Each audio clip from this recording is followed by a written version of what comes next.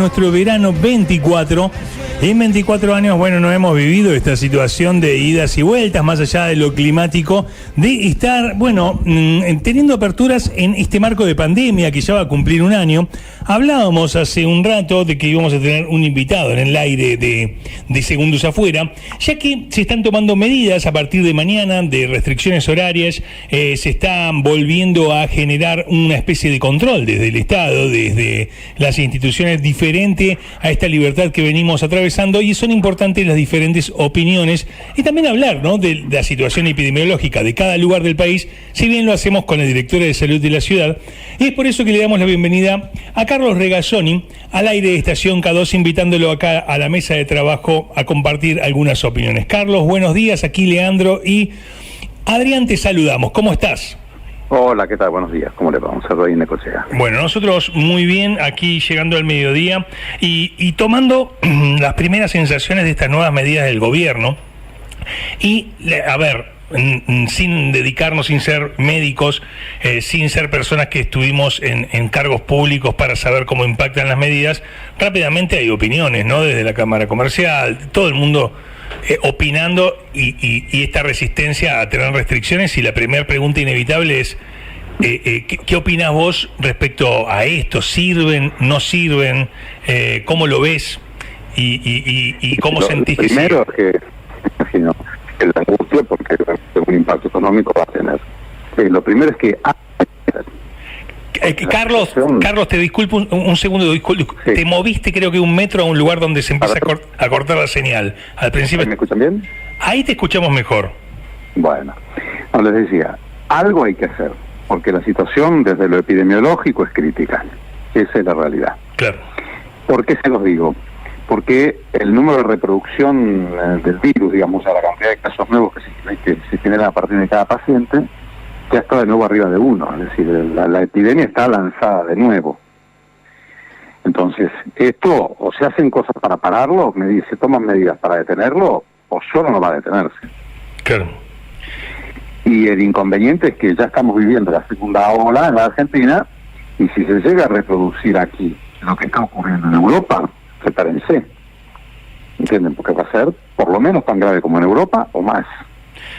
Yo te medí en una nota que diste anoche en La Nación y hablabas de que estas medidas aisladas, sin un contexto, o tomar 2, 3 medidas, son inocuas. También tiene que subir la cantidad de testeos, tendría que... Sí. ¿No? Ese punto de vista... Sí, es decir, por eso les decía, primero, alguna medida hay que tomar. Claro. Entonces, como la medida extrema es el confinamiento de una cuarentena general, y eso más cerca que lejos dificilísimo, puede ser una medida imposible de soportar por esta manera. Entonces el gobierno apela al toque de queda, claro, que a mí me parece que es una medida correcta. Bien.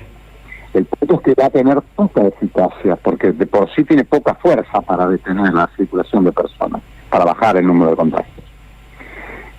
Entonces hay que complementarla con otras dos medidas. Si uno va a tener queda, tiene que complementarlo con testeos aumentando la cantidad de vacunas semanales por 10 veces más. A 10 veces más de testeos. Por lo menos. 10 veces más de testeos y 10 veces más de vacunación. Claro. Entonces, si no hicimos 150.000 vacunas, nosotros tenemos que dar por lo menos 300.000 dosis por semana. Así que ahí el gobierno tiene una segunda gran dificultad, que es conseguir vacunas. El mundo está en este momento en una situación tan delicada que la vacuna está siendo acaparada por todos los países. O sea, supera la demanda a la producción de vacunas por lejos. Y además va a tener que reajustar la logística para hacer la vacunación más rápida. Claro. En segundo lugar, los testeos, como lo dice, tienen que ser masivos. O sea, que tengan manera de identificar áreas de alta circulación y aplicar la tercera medida, que los cordones sanitarios. O sea, las áreas de alta circulación viral hay que confirmarlas y las pueden ser alimentar ahí. ¿Sabes que lo que estás haciendo es trasladando el virus? Claro. ¿Sabes que estoy teniendo una cuestión de tu voz técnica, que es algo tan específico lo que decís. Tal vez si te pones en otro lugar que tengas, te podemos recibir fuerte y claro, porque es muy importante para nosotros tenerte en el aire y hacerte algunas preguntas. ¿Ahí me escucha mejor? Ahí te escuchamos mucho mejor. ¿Sabes qué? Te queríamos preguntar sobre una información que tenemos sobre los testeos rápidos y su efectividad, porque se comentaba que hay un alto porcentaje de error, cerca del 30%, sobre los falsos positivos. ¿Qué información tenés vos al respecto? Existe, obviamente, el test más específico que existe, ese que tiene menos falsos positivos, es la PCR. El inconveniente de la PCR es que es muy costosa. Nada es más costoso que la cuarentena, con lo cual la PCR al final del camino es económica, pero es costosa. Entonces aparecieron otros test que utilizan antígenos. Eso es pago, pero lo que son partes del virus distintas del ácido nucleico. La PCR detecta el ácido nucleico, los test de antígenos detectan otras estructuras del virus que se llaman proteínas, como si detectas, puede ser la mano del virus, la cara del virus, el pelo del virus, pero no el ácido nucleico, como el cerebro del virus. Eso es lo que da PCR. Con la test de antígenos hay, por supuesto, hay falsos negativos y falsos positivos. Para eso ocurre con todos los métodos diagnósticos, y no sirve solo, sino si lo analiza en el contexto de lo que nosotros lo llamamos la prevalencia de la enfermedad. Es decir, cuántos casos hay circulando. Cuando la prevalencia es muy alta, aunque el test diagnóstico sea imperfecto, igual cumple su rol.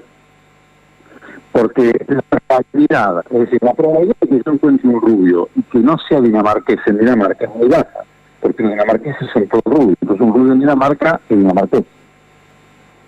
En cambio, si yo veo un rubio nacido en Buenos Aires, puede ser dinamarqués, puede ser alemán, puede ser italiano, porque acá los argentinos no somos todos rubios. Claro. ¿Entiendes lo que quiero decir? Sí, sí.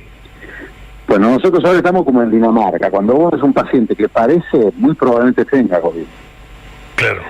Por los síntomas o por el contexto epidemiológico. Si está en un área de alta circulación, la probabilidad de que el test te da positivo casi seguro tiene COVID. Porque las otras probabilidades de ser positivo por esa razón bajan muchísimo. Lo que se hace, los expertos lo saben perfectamente, es combinar los test.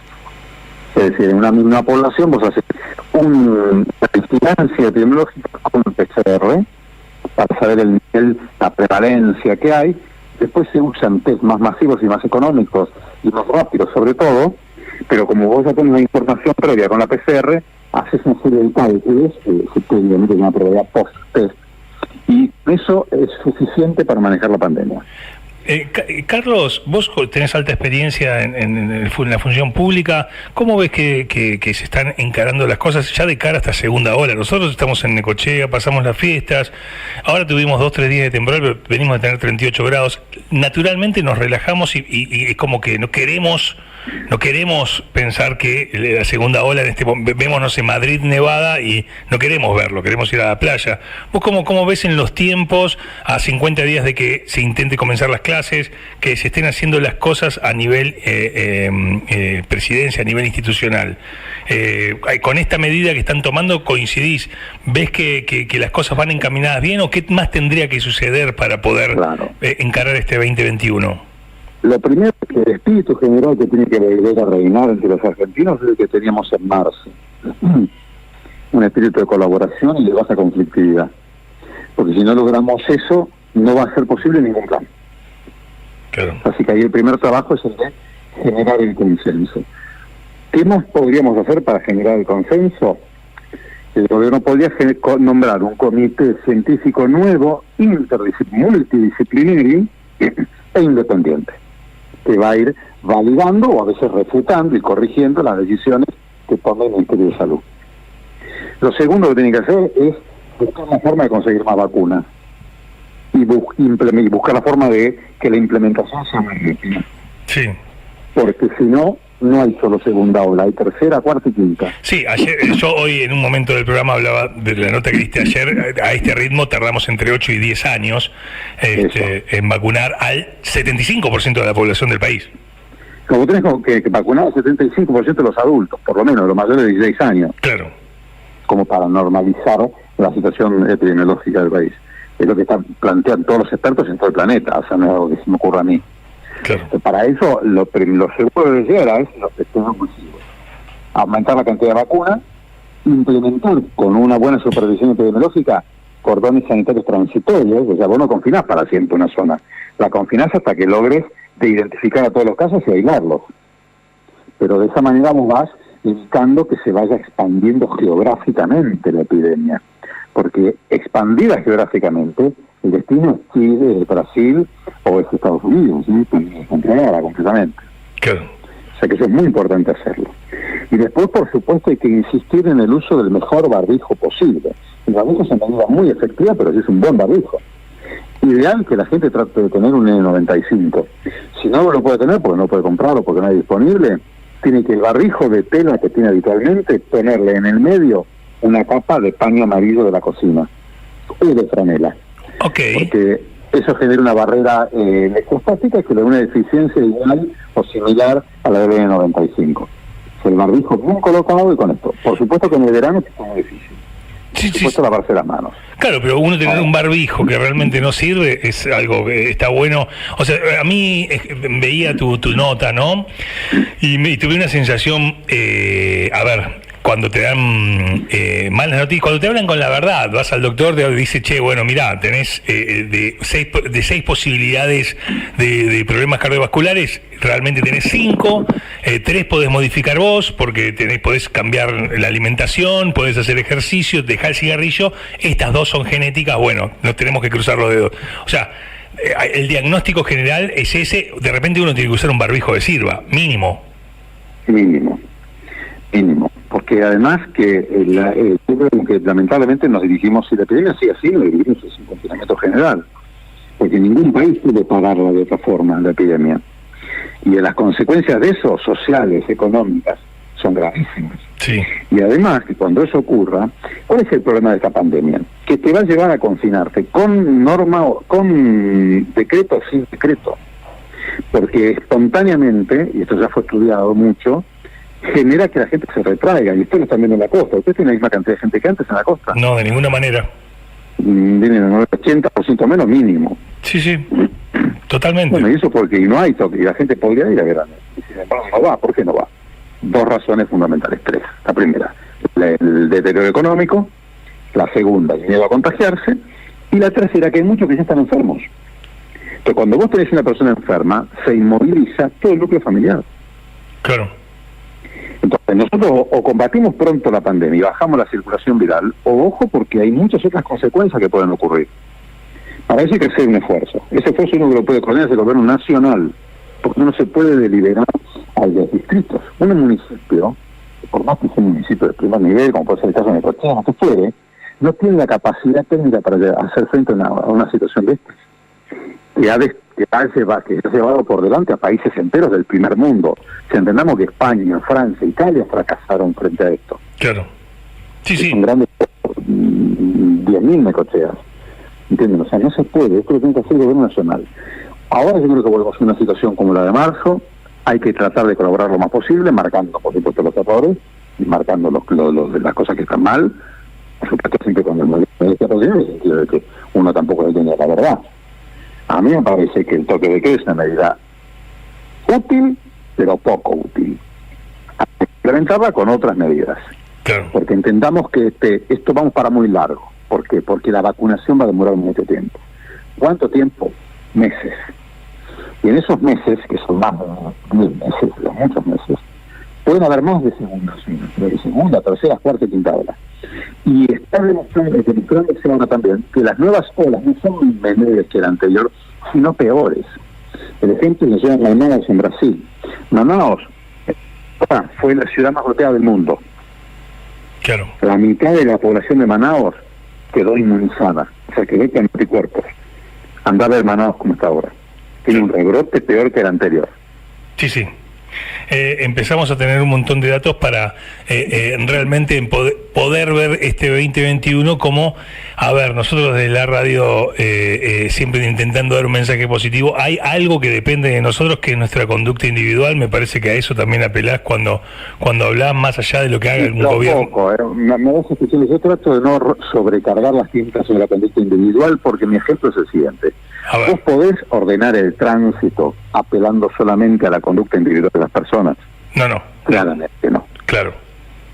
El tránsito se ordena apelando a la responsabilidad, con campaña de seguridad, pero también con control, con multa, con cinturón de seguridad, con semáforo. Sí. No hay otra. Totalmente. Es igual. La comprensión individual es importante, pero es una parte, es el 15% de toda la problemática. El resto son acciones directas que tienen que ver con el gobierno nacional, y también tienen que cumplirse a rajatabla.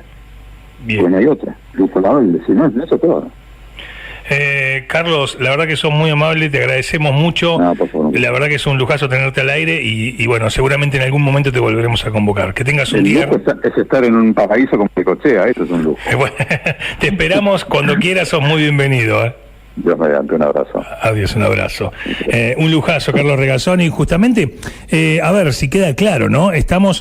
Acabamos de entrevistar a quien fue el responsable del PAMI en el gobierno de Mauricio Macri. Podría estar haciendo política o encendiendo la grieta. Está dando un visto bueno a esta medida que se está decretando en estos momentos. Pero bueno, es alguien que por supuesto está especializado en medicina, viene también de ahí, además de otras cuestiones que ha tenido en la función pública, y ha dado una opinión que es muy valedera, por cierto, ¿no? Y bueno, en este caso también pintando un panorama que es bastante sombrío, pero lamentablemente es la realidad también, ¿no? Y hay que encararlo desde un lugar, desde decir reglas claras y la ciudadanía empezar a cumplirlas. Que esto, a ver, nosotros cuando nos lo planteamos en la mesa de trabajo, decimos, ¿qué pasa? A ver, si hay gente que va a oponerse a que las restricciones, bla, bla, bla, bla. Sí, a mí tampoco me gusta para nada, pero realmente es poder buscar opiniones desde otro lugar para entender lo que está pasando. Y uno a veces no oponerse es como querer tapar el sol con la mano, realmente. Es parte de lo que pasó en esta mañana en el aire de K2, lo podés escuchar de vuelta.